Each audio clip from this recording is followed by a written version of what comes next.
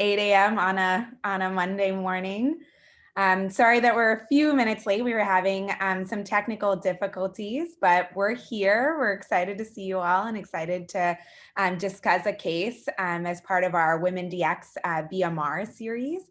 So we have an excellent crew of women identifying individuals who are going to discuss a case with us today.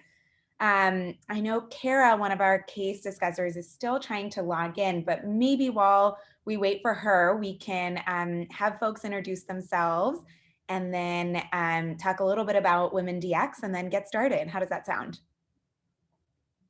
All right, I will popcorn to people. Priyanka, do you want to introduce yourself?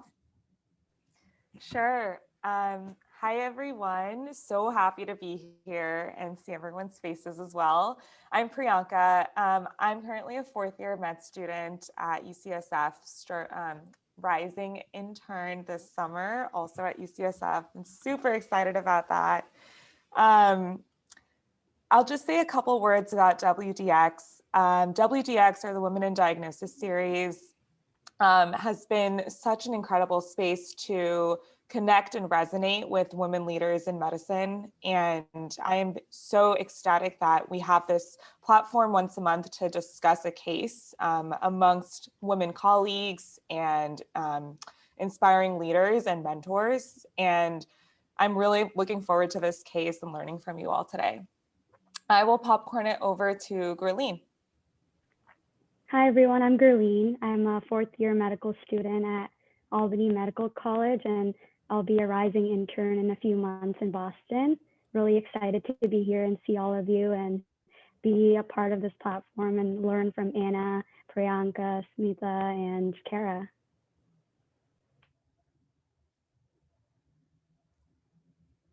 Popcorn, Anna. And I'll popcorn over to Anna. Awesome. Welcome. Good morning, everyone. My name is Anna. I am currently an R2 at UCSF in medicine, and I'm one of the CP solvers as well. I'm part of the WDX crew. Super excited for our second month of the WDX VMR. Couldn't ask for a better crew. Hope this also inspires some of you all who are on the call who maybe haven't participated at all, that it's a really great environment to kind of dip your foot in the water. If you're interested in next month, feel free to reach out to us. But I'm really excited. And also congrats to everybody on the call who had a match day on Friday. We're really excited for everyone. And I will popcorn it over to Kara. Hi guys, my name is Kara Lau. I'm a third-year medical student at UCSF, about to start my medicine sub-I in April. And so really excited to jump into the lukewarm seat with everybody, and incredibly nervous too. And so I want to second what Anna said, that you know, if you are just starting out early in your training and you still want to like come and discuss with a bunch of really cool women in medicine, like this is such a great space to do that. Awesome. And then my name is Smita. I am a second-year resident at UCSF as well. I'm also a member of the CP Solvers team and the WDX crew. Really excited to be here. Kara, I feel you. I feel very rusty because it's been a few busy inpatient months away, but very excited to be here. And then Kiara, do you want to introduce yourself as well? Yes, of course. So my name is Kiara. I'm a medical student from Peru, and I love Women DX episodes, so I'm so excited. And today we have an amazing team. Today I will be scribing and doing teaching points. Awesome. Well, maybe since it's 8:09, we can get started. We're really excited again to have this amazing crew of women. If you are interested at all, please reach out to us. We'd love to discuss with you. We'd love to work with you. Awesome. Kiara, do you want to share screen and we can get started? And Gurleen, we will take the first aliquot. Sounds good. Awesome. So this case is divided into 5 aliquots and then a little bit for the final diagnosis. And so we'll get started with aliquot 1. The chief concern here is acute onset back pain. This is the story of a 49-year-old male with diffuse large B-cell lymphoma who presented with acute onset low back pain for 5 days. Initially, this pain started in his left paraspinal upper gluteal region, and it sent a sharp sensation across his entire low back and into a similar area on the right side. The pain was persistent. It was exacerbated by movement. It radiated occasionally down his left leg below the knee. He went to the ED twice, the emergency department twice in the past 5 days, but at both sides, he was discharged home with oral opioids for pain control. He denied fevers, chills, weakness in his upper or lower extremities. There was no urinary retention or urinary bowel incontinence. He had no history of recent trauma.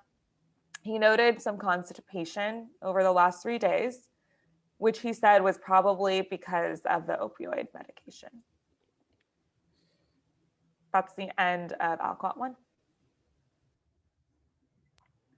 Yeah, so for this patient that Priyanka's presenting, the first thing when I'm thinking about back pain is the time course, if this is acute back pain or chronic back pain, and how that can guide our diagnosis. So in this case, it's 5 days of onset, so it's still rather acute in terms of the time frame of symptoms. And then the other aspect is, who is this patient? What are the risk factors that this patient has for sinister causes of back pain?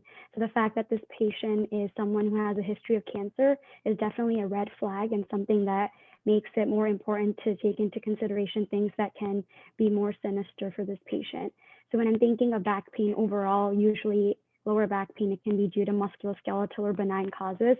But since in this patient that there is this cancer history and other red flags such as the radiation and other aspects, we're more concerned for something being more specific causing the back pain. And then an overall approach to back pain, I would think about it in terms of like the anatomy, like what's causing it. Is it something in the muscle, like something like a psoas abscess or other aspects in the muscle causing the back pain? Or is it something in the bone, like cancer metastasis to the lower back, or other aspects like an infection, especially if the patient is on chemotherapy and is immunocompromised, that would put the patient at risk for infections and being immunocompromised. And then the other things that I would think about anatomically besides the muscle and the bone would be the dura, if there's some sort of epidural abscess or a hematoma or something that's irritating the dura and causing the back pain. And then other things that would be non like musculoskeletal would be things that are neurologic in terms of things that could cause irritation. But I think in this patient, he's denying any like urinary incontinence or other red flag signs, which would indicate that the spinal nerves and some of the other aspects are also involved. Gurleen, that was masterful. I love that you started right off the bat with the time course and then layering on this background to think about what could be causing the acute back pain. And I'll just call out a few things that you did really, really expertly, which is to say, is this an extension of this background? So is this malignancy, or is this background predisposing this patient to certain things like infection, certain things like infection being the priority? So I love how your mind went there. The only thing I would add is whenever I hear the complaint of low back pain, I ask myself first, is this actually back pain? Because there's a lot of other things, particularly in the abdomen, particularly in the retroperitoneal space, that can mimic or masquerade as low back pain as well. So some of those things that for me come to mind are aortic dissection, retroperitoneal bleed, nephrolithiasis, things like pyelonephritis, perinephric abscess, prostatitis, all of these things sort of in that retroperitoneal posterior space can also masquerade as low back pain. I agree here that the radicular nature of the clinical syndrome at hand does sort of point that maybe this is actually truly localizing to the low back, but always something to keep in mind whenever someone comes in with with the complaint of low back pain. And then I agree with you, we're already getting the flavor of, in my primary care clinic, 99% of the time, it's a musculoskeletal problem, but getting a sense of inflammatory low back pain right off the bat or something more sinister, with the priority being infection and malignancy. I have nothing else to add. Awesome. So for aliquot 2, we'll move on to past medical history. This patient has diffuse large B-cell lymphoma that was diagnosed 4 months prior. They completed the first cycle of chemotherapy with R-CHOP, and that was 6 weeks prior. This was complicated by neutropenic fever and methicillin-susceptible Staph aureus bacteremia. At the time, the TTE was negative, and his PICC line was exchanged, and he completed 2 weeks of IV cefazolin. He also has alcohol use disorder and methamphetamine use disorder. Both are in remission. For his meds, he was taking oral hydromorphone and oxycodone for the last 5 days. And the R-CHOP chemotherapy that he started 9 days prior to presentation. He started cycle 2 9 days prior to presentation. For his social history, he lives alone. There's no current tobacco, alcohol, or recreational drug use. This is a bit of a longer aliquot, so I'm going to move on to the exam here and vital signs. So for the vital signs, his temp increased from 37.2 Celsius to 39.8 in the emergency department. His heart rate was 110. Blood pressure was 140/92. Respiratory rate's 20. And he's statting 100% on room air. He appears diaphoretic and uncomfortable, and he's sitting up in bed. There's no cervical or supraclavicular lymphadenopathy for the head neck exam. For cardiac exam, he was tachycardic, regular rhythm, no murmurs. Palm exam, lungs were clear. Abdominal exam, abdomen was soft and non-distended. For MSK exam, there was marked point tenderness in the L2 to L4 region of the lumbar spine. He had a positive straight leg raise bilaterally with radicular pain down both legs. That was more severe on the left than on the right. For a skin exam, he had a left upper extremity PICC site that was without erythema or purulence. And for the neuro exam, he was ANO ×3, normal speech, cranial nerves were intact, 5 out of 5 strength in all 4 extremities. Normal sensation to light touch in all 4 extremities, normal rectal tone. He had a positive anal wink, no saddle anesthesia, normal reflexes in the quads, brachioradialis, and triceps. And on bedside, he had a post-void residual with 240 mils of urine.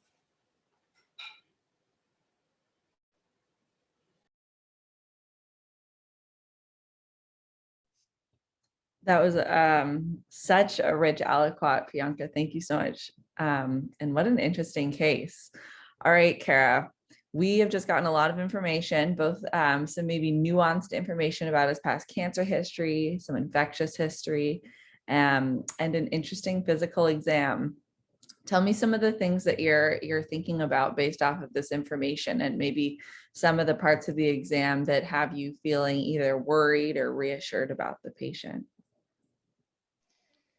Yeah, so I think taking a look at the background first in his past medical history. So he has this diagnosis of diffuse large B cell lymphoma that was more recently diagnosed. And so he's been undergoing like chemotherapy for like the first time. And so it seems I kind of take two things from thinking about like his chemotherapy regimen. First, it's like initial effects of the chemotherapy. Like I'm not actually very sure like what these chemotherapies can do, but I know they can, like certain chemotherapies can cause like all sorts of like both like autoimmune and immune system problems, and that was evidenced by the neutropenic fever. And so we know that he reacted poorly to his first round by having neutropenia, which also heightens my suspicion for a possibility of that happening in the second round and increasing his risk of infection.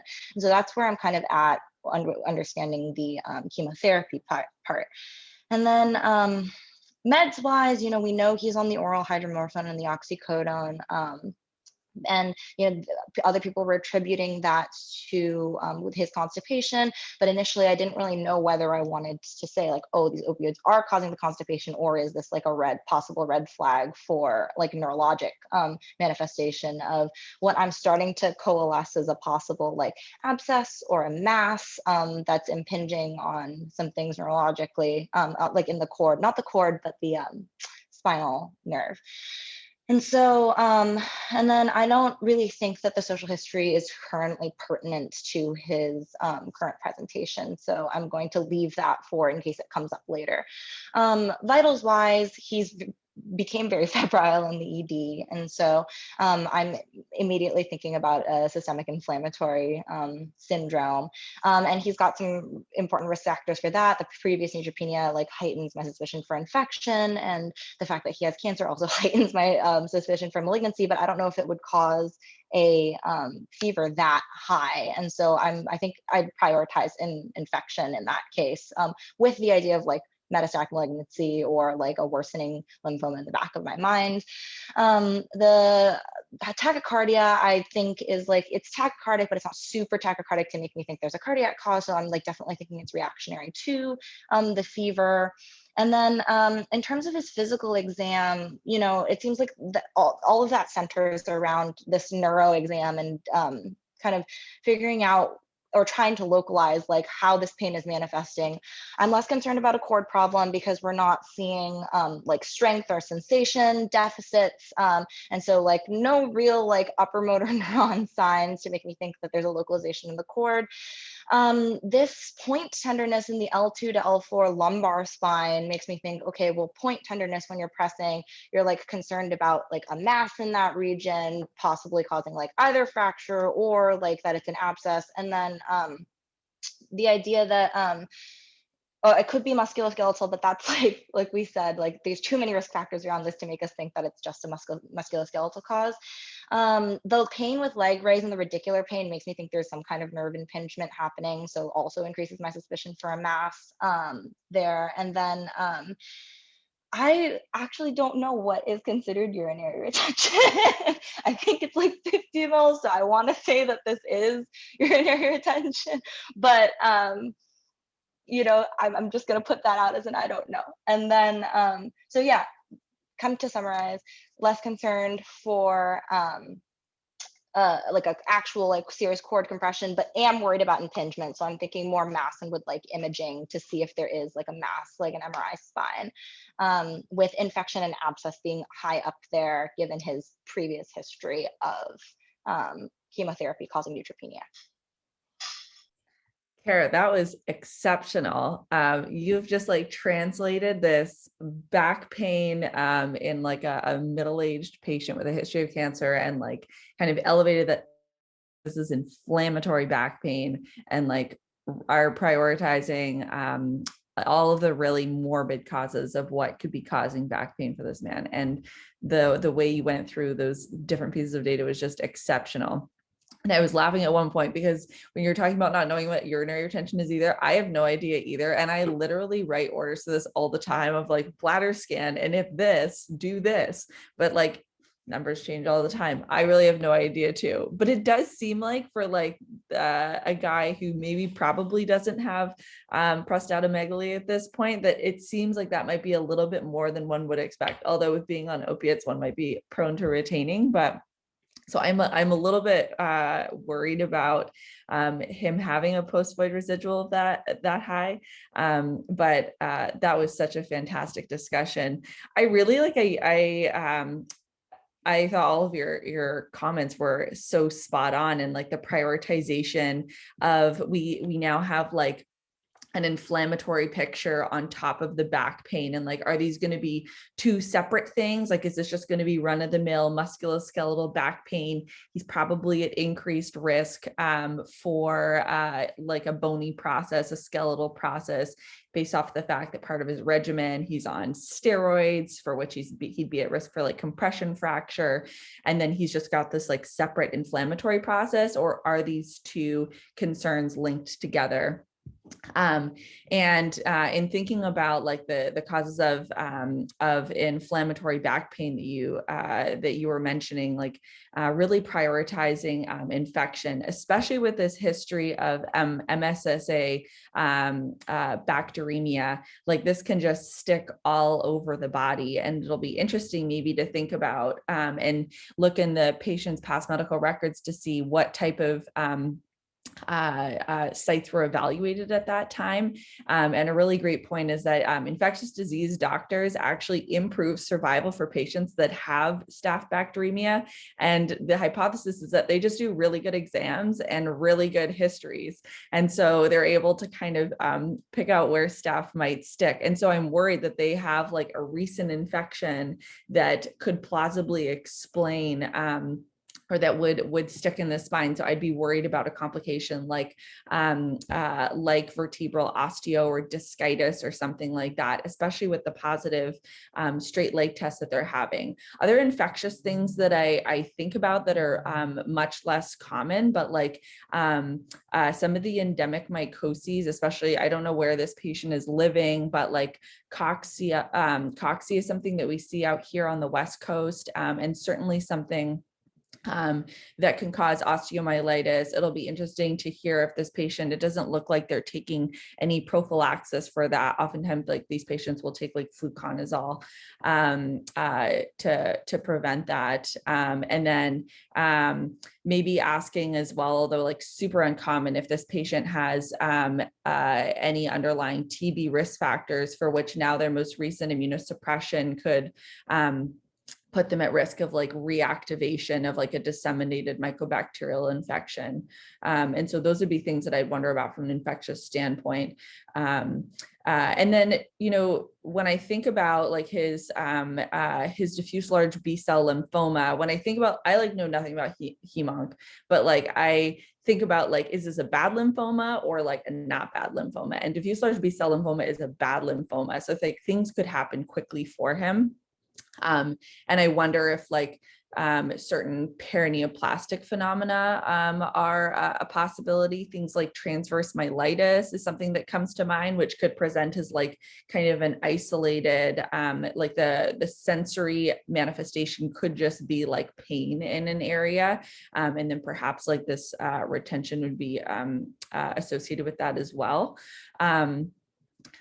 Versus there being some type of just metastatic involvement of the spine site itself, like a structural etiology. So those are some of the things I'm thinking about, but you brought us home there. And I agree with you. I think this patient needs, even though they don't have like new weakness in their lower extremities yet, I'm worried while we could explain the constipation with recent opiates, and like maybe the urinary retention, I don't think that this patient should leave the ED or probably the hospital without imaging. So I probably just jump right for an MR of their spine to take a look at what could be going on there. And I'd be looking for some of the things you mentioned, like abscess, like osteo, especially with like etiologies. Like I think it's cauda equina, where you typically can have like the bowel bladder first, weakness later. And these just might be super subtle things for this man. I'm really excited to see where the next aliquot takes us. Priyanka. I'm loving this discussion. It's so good. All right. So for the next aliquot, we have some labs. So his white count was 13 with a neutrophilic predominance. And the absolute lymphocyte count was 1,200, which is stable from prior. Hemoglobin is 12.5 at his baseline. And for platelets, they were 388. His sodium was 138, potassium 3.7, creatinine 0.91, that's at baseline. Calcium is 9.6. Phosphate is 3.8. Uric acid 4.3. For his UA, it had positive leukocyte esterase, negative nitrites, greater than 180 white blood cells, 0 RBCs, and 4+ bacteria seen on microscopy.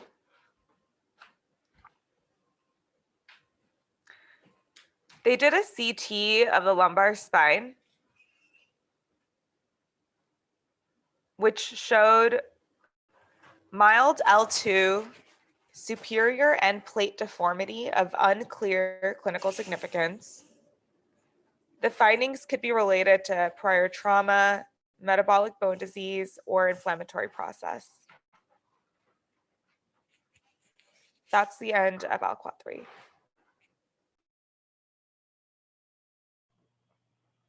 Yeah, so a lot of important information from the labs and imaging. Looking through the data that was presented, so for the white blood cell count being high, that's, as we were predicting, this is more of like an inflammatory associated back pain. And again, we're prioritizing infection to make sure that given the patient's chemotherapy and recent neutropenia and recent bacteremia, we're concerned about an underlying infection causing the back pain. Nothing else in the hematology or chemistry really stands out to me. I think the calcium, phosphorus, and uric acid levels are normal in this case. So I think the biggest thing that I was positive was the urinalysis with the positive leukocyte esterase, the nitrates, and the white blood cells, and the 4+ bacteria. So I think it would be important to see what the urine culture grows out, as well as if this is related to the previous Staph aureus bacteremia. I know, like, when we think about Staph aureus in the urine, it's like never contaminant. It's always very important to make sure that it's not disseminated and not, because it can be very sinister. In terms of the CT lumbar spine, I'm not too sure what to make of the superior and kleptoformity with unclear clinical significance. I guess thinking back to what we were discussing before, things that could be causing some sort of localized process could be related to like a epidural abscess or osteomyelitis, like at that point tenderness. I know usually MRI is a better test for osteomyelitis and some of those conditions. So getting an MRI spine may be able to better help us understand what's going on with that deformity on the CT scan. I think through all the data that was just presented, we're kind of still in the same realm of inflammatory back pain and haven't made too much progress forward in terms of figuring out where the infection is coming from, or if like what's causing it, given like the positive UA. So I'm thinking about if there's some inflammation or something in his urinary tract, like prostate or something like prostatitis, or other urinary tract infection etiologies that are kind of the source of the bacteremia or the source of a possible infection in the spine. Gurleen, that was such a brilliant discussion, and I am just sitting back and learning so much from you, so thank you. I totally agree with you. Looking at these labs, I think the labs are sort of what we expect. He has many reasons to have an elevated white blood cell count, one of which being the concern for inflammatory back pain, but certainly this patient is on prednisone for his chemotherapy, which can cause demargination of the neutrophils. And then also we know he has a lymphoma, so we'll have elevated lymphocytes, which we see here. So certainly we can't rule out that acute inflammation is what's driving this, but also has reasons in his background to have an elevated white blood cell count.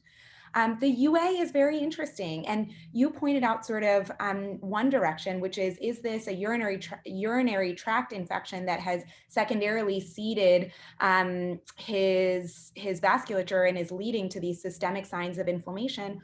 Or is it actually the other way around, where potentially he had this Staph aureus bacteremia that's potentially being undertreated and has set up other sites of metastases and has seeded the urine from an endovascular source. And so I'd be very interested in knowing, just like you said, what grows out from the culture. Because if it is Staph aureus, I'd be worried, just like Anna and Kara said, that this is just another metastatic site of infection. And when we see Staph aureus in the urine, just like you said, never a contaminant, in part because it usually is coming from somewhere else and usually isn't starting from the urine. Some patients who have had instrumentation, who have had a Foley in place, certainly can get Staph aureus urinary tract infections, but it's not a typical bug that we see in the urine. And so it should always increase or heighten our suspicion for an endovascular source of infection.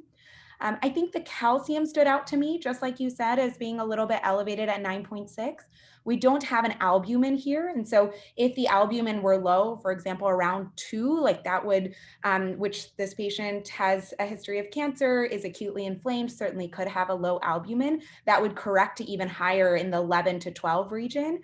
And we know this patient has a history of malignancy and so has every reason to have hypercalcemia, one of which is bony involvement. And through lytic destruction of the bones can leach calcium. Another way is that lymphoma itself can activate vitamin D and lead to an elevation in calcium that way. And so that's sort of another way that you can get this constellation of hypercalcemia. And it does raise my concern, again, just like you said, that there is some cause of inflammatory back pain. And I agree, the CT doesn't really help us make that much progress, other than to say there's something going on in the back. There's something there. There's some lesion that we need to get a closer look at. And the best test for that is an MRI spine. And so I agree with you. I think that is certainly our next step. But just to think about sort of our highest concern is potentially this is an epidural abscess. And just like Anna said, what are the things, that cause an epidural abscess? By far and away, staph and strep. And in this patient who has had Staph aureus bacteremia, our priority or our highest, if I were going to put my nickel down right now, I would say staph is probably the bug that we're most concerned about. But certainly, just like Anna said, the TB, so Pott's disease, can also lead to spinal involvement. Fungi like cocci, blasto, histo, aspergillus in someone who is immunocompromised can also involve the spine. And then I can't remember if I said Bartonella, and I think crypto is the other one. So again, I agree. I think we're still in the world of inflammatory back pain. We need a closer look at that low back spine, probably with an MRI spine. We'd probably want to send repeat cultures to see if this patient has cleared his cultures, and look at that urine culture to see, are we also dealing with staph in the urine, or is this a separate source?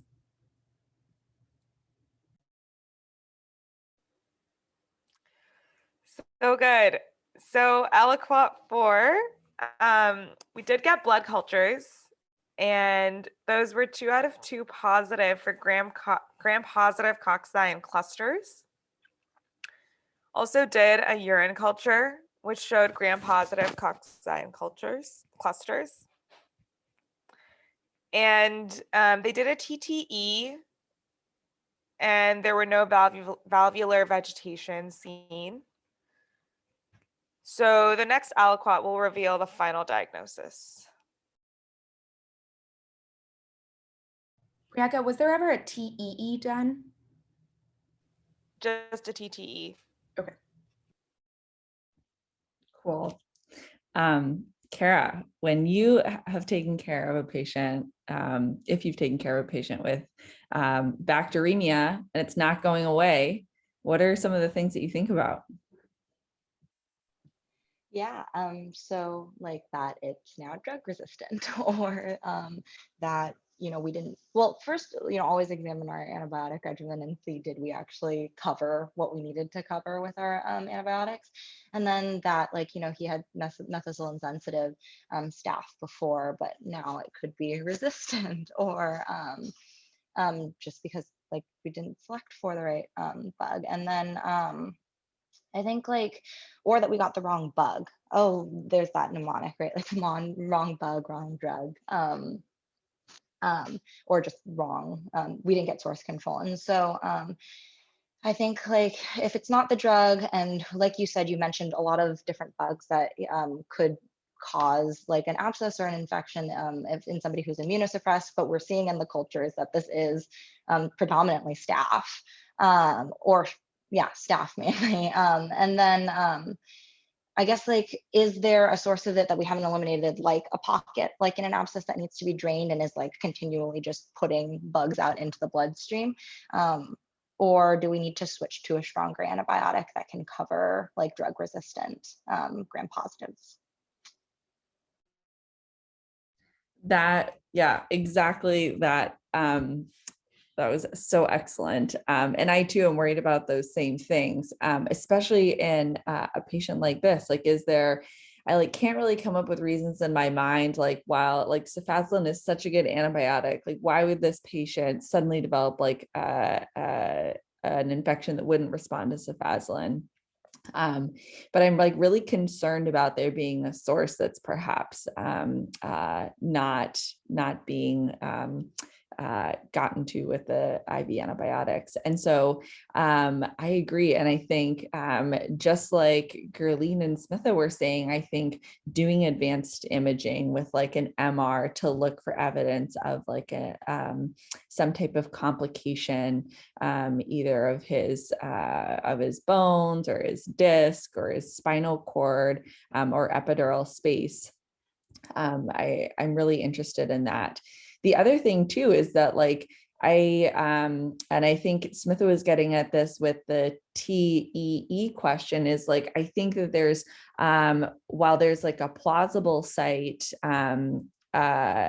in his spine, I think making sure that we're really being very aggressive with our evaluation of why they could be failing their IV antibiotics. And I would probably advocate for this patient, especially if like we were to like pan scan them and see that there's other evidence of infection. I think we'd want to rule out that there could be like an embolic process coming from the left side of their heart. And so I think getting a TEE would be a great idea for this patient. The other thing I was wondering is if like perhaps while they definitely like we can now say this patient has staph bacteremia and we need to think about like getting source control for that. So they have like a line in place that's going to need to be removed. We're going to need to treat again with antibiotics and whatnot. And I'm interested, I don't know if like initially the team opted to like empirically cover for MRSA as well, for which cefazolin wouldn't cover in the interim. But I am thinking that this patient will probably need like some type of pan scan to look for like other sites like we had mentioned, and to also take a step back and recognize that this patient is also, they are also presenting with febrile neutropenia, for which we need to like think about, yes, they have staph bacteremia, but could they have something else? Because with immunocompromised hosts, we really like broaden our spotlight of like what kind of inflammatory process could be going on.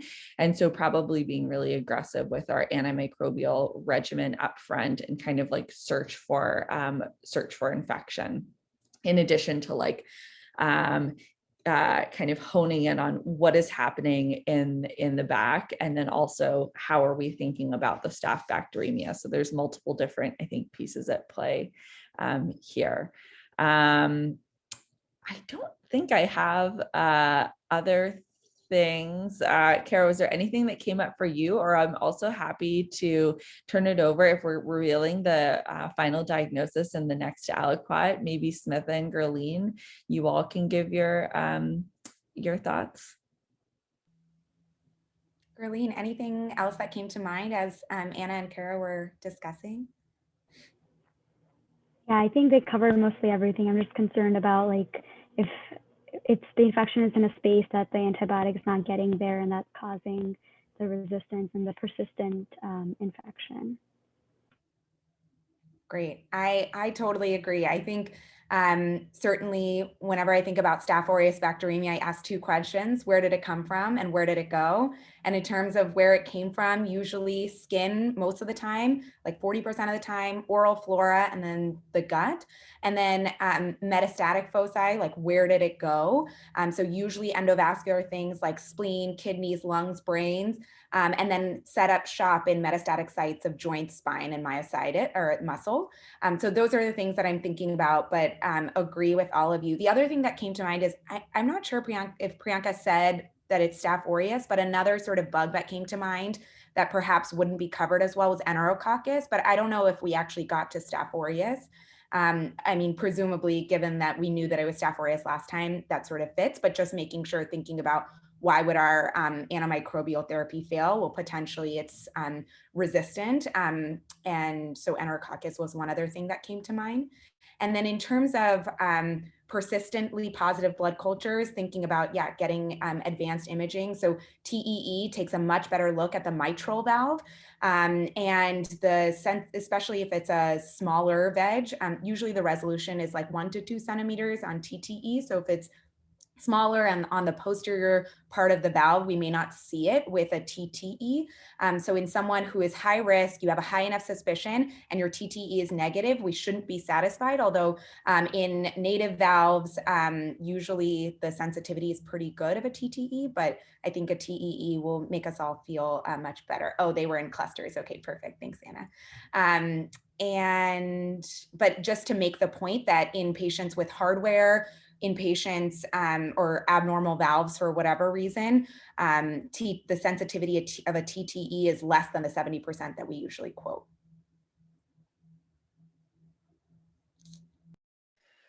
Amazing discussion. Are we ready for the final aliquot? Yes, cool.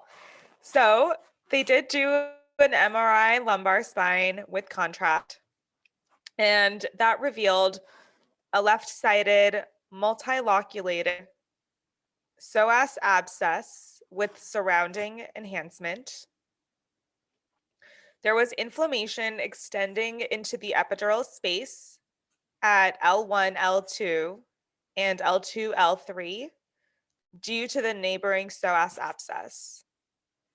The abscess also communicates with multiloculated fluid collection along the anterior aspect of the L1, L2 disc space, with some enhancement within the L2 vertebral body, which suggested underlying discitis and osteomyelitis. This patient underwent image-guided drainage of the psoas abscess. Blood, urine, and psoas abscess cultures all speciated to methicillin-susceptible Staph aureus. So the final diagnosis for this patient was Staph aureus bacteremia due to psoas abscess complicated by lumbar vertebral osteomyelitis and discitis, involvement of the epidural space, and descending urinary tract infection. So the thought was that he likely seeded his psoas muscle during his prior episode of bacteremia after his first cycle of chemo, and the infection progressed in the interval 4 weeks since completion of therapy and led to the extension into the vertebral and epidural space, as well as bacteremia.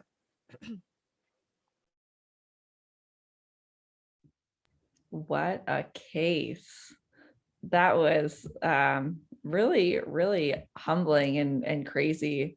Kushal had mentioned in the chat, respect the staff. And indeed, I think staff garnered a lot of respect here. Maybe we can turn it over to Gerline and Kara for some reflections based off of hearing the final diagnosis. Yeah, I think my initial reflections were to remember that UTIs we usually think about them as ascending infections, so to keep in mind descending causes of the infection. I think that was something that was a big learning point for me through the case. Yeah, very similar to Gerline. Like, it's the chicken and egg phenomenon. It's not always one way, it can go the other way. And I think also, I just like, it doesn't have to just be in the spine. Like, it can be from neighboring the spine and the spine. Like, really, imaging was going to give us the most enlightening picture of what this infection looked like. And so, like, I think nailing down like whether it's drugs or source control we need, and then like kind of really looking at imaging to localize from there.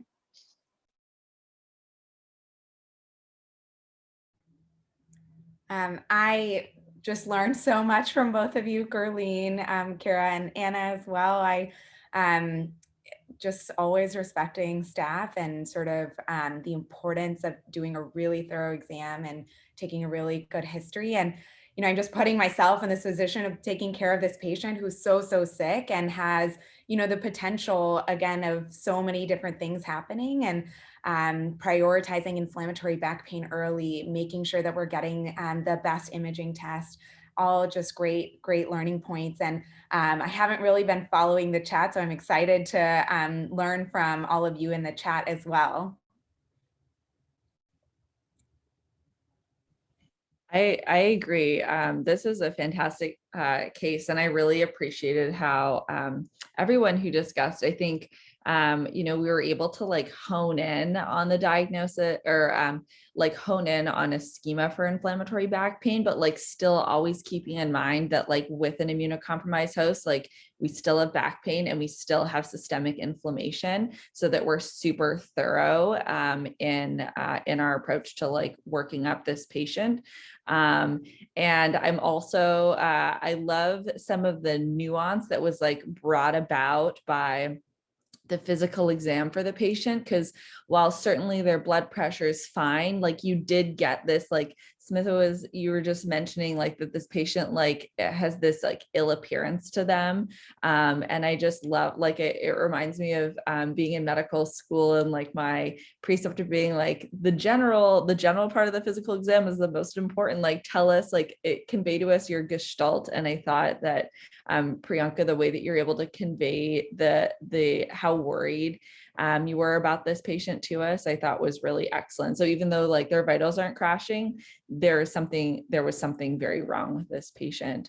I hope that with their source control hopefully addressed, that they were able to do okay on presumably another round of treatment for their MSSA bacteremia. And the only other thing I wonder is that like, perhaps it's not like the psoas abscess, like you mentioned, Priyanka, like popped up overnight, but perhaps with them being on chemotherapy and so immunosuppressed, they wouldn't like mount the normal host response with pain to like the psoas abscess that had probably been there for quite some time. And the one kind of like clinical correlate I think of is like patients who are like on steroids or like some other form of immunosuppression, like them having a normal abdominal exam does not like rule out like an acute inflammatory abdominal process, because they can have benign abdominal exams with like some type of like peritoneal process going on. And I'm wondering if like that is kind of analogous in this patient without any concerns leading up to like the extension to have osteomyelitis and discitis. I love that reflection, Anna. Just so much learning packed into this case. I wanted to zoom out and just reflect for a moment on just the WDX series and how empowering and important it is for me to see all of you just totally crush this case. And I think often in medicine, there is this culture of self-doubt and imposter syndrome that affects everyone. And then there's data that potentially it also weighs slightly more heavily on those who identify as women. And so I just want to say, like, this has been so wonderful to share this experience and this platform with all of you. And I hope for those who are listening, who have thought about discussing, that you will consider joining us in the lukewarm seat. It's a ton of fun and it's a great way to learn. Any other thoughts from folks?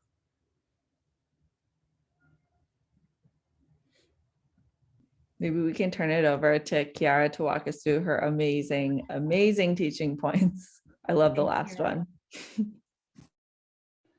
Very brief teaching points. That amazing information for all of you. Amazing discussion. So we had a middle-aged male with past medical history with diffuse large B-cell lymphoma. So we have to take into consideration this because these are red flags. History of cancer and radiation are very important red flags to take into consideration. So with that, we also have to think about possibilities of paraneoplastic syndrome, transverse myelitis, or metastatic involvement due to those red flags. So we started with a back pain, a really severe back pain, and possibilities with back pain were a very beautiful anatomic approach by Gerlin. This could be muscle involvement like an abscess, or bone like metastasis or abscesses, infection due to this patient that was immunocompromised. We have to think many possibilities of infection. Also neurologic symptoms. However, this patient seems not be having some bowel or urinary involvement, so neuro was a little apart. Also, some question for consideration is this really back pain? Because if this wasn't really a back pain and this was an acute onset presentation, this could be an aortic dissection, and we have to take a really acute therapy. Also, this could be a retroperitoneal bleed, pyelonephritis, or perinephric abscesses. So we have to distinguish if it is a real back pain or not. Also, some infection possibilities with this patient that was immunocompromised were, or his past medical history of Staph aureus bacteremia was vertebral abscesses, endemic mycosis, osteomyelitis, TB reactivation, Aspergillus, Bartonella, crypto, and many more. And I have here three important pearls for today. One is the presence of some bacteria in urinalysis. We have to make sure if it is not disseminated like bacteremia by Staph aureus, like in this case. And there is also a possibility of resistance due to the past medical history of this patient of bacteremia and the treatment that he had received before.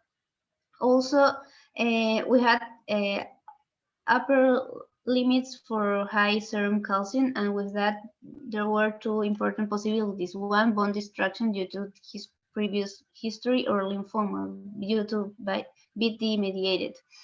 Also, this patient had a TTE without valvular compromise. However, this is not very sensitive specific exam, and if we have the history of bacteremia, we have to perform a TEE to make sure there is no endocarditis or other source of infection, and we have to do a very aggressive diagnostic approach to see if there are other sources of this infection.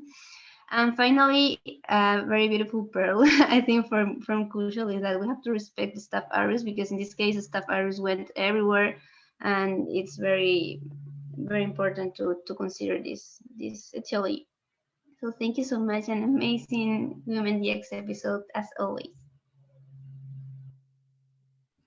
Thank you so much, Chiara. Those are amazing teaching points. So organized and super high yield. I echo Snitha's comments that she shared about kind of the clinical reasoning environment for those who identify as women. Karen, Gerline, any words of encouragement you have for others who are listening today? Yeah, I was just thinking back today that the first time I volunteered to discuss a case was almost a year ago with Robbie and Reza here on VMR.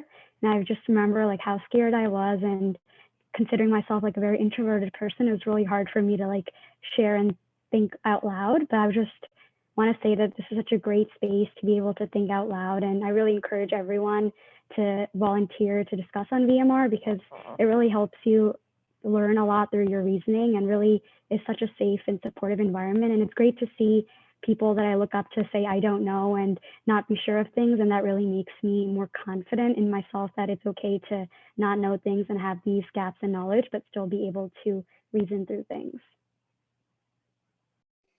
Yeah, and I just wanted to thank you, Smitha and Anna, for like really supporting like all levels of women medicine. And like, I think sitting up here, like Gerline said, and like taking the chance is not so much just a learning opportunity for you, but a learning opportunity to show everyone like it's 100% okay to be up here, to be a woman, to say, I don't know, to also, like you guys all did, knock a discussion out of the park. And learning from each other and from other women that I really look up to is such a privilege. And it's something I want to see more and more and more of, especially with like this burgeoning series and what it's doing for the space.